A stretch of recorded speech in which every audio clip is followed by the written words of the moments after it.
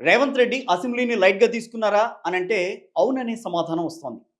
కీలకమైన బడ్జెట్ సమావేశాలను కూడా ఆయన పట్టించుకోకుండా ఇతర ప్రాంతాల పర్యటనలకే ముఖ్యమంత్రి ప్రాధాన్యతనిస్తున్నట్టుగా తెలుస్తోంది.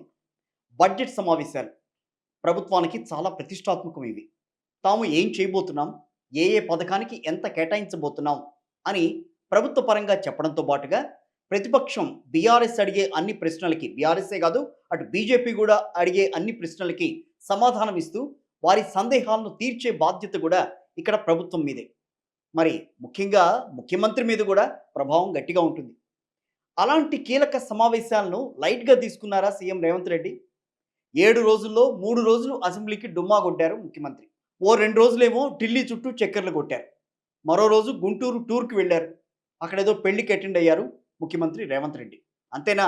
రోజులో ఒకరోజు సాయంత్రం 5 గంటలకు అలా వచ్చి ఇలా స్పీచ్ ఇచ్చి వెళ్ళిపోయారు అసెంబ్లీకి. ఈ 7 రోజుల్లోనే ఒకరోజు కేరళ టూర్ కూడా పెట్టుకున్నారు ముఖ్యమంత్రి రేవంత్.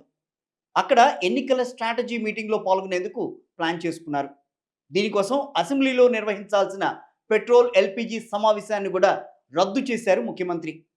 బడ్జెట్ మీటింగే కాదు, తెలంగాణ వ్యాప్తంగా తీవ్ర సంక్షోభంగా మారుతున్న పెట్రోల్, డీజిల్ కొరతకి సంబంధించిన సమావేశాన్ని కూడా క్యాన్సిల్ చేసుకున్న వైనంపై తీవ్రంగా విమర్శలు కూడా వస్తున్నాయి.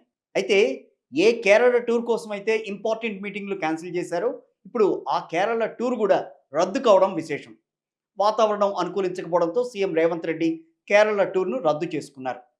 మరి ఇప్పటికైనా ఇలాంటి టూర్‌లను పక్కన పెట్టి ముఖ్యమంత్రి రేవంత్ రెడ్డి అసెంబ్లీ సమావేశాలకు హాజరై తాము అడిగే ప్రశ్నలకు సమాధానం చెప్పాలని డిమాండ్ చేస్తున్నాయి ప్రతిపక్షాలు.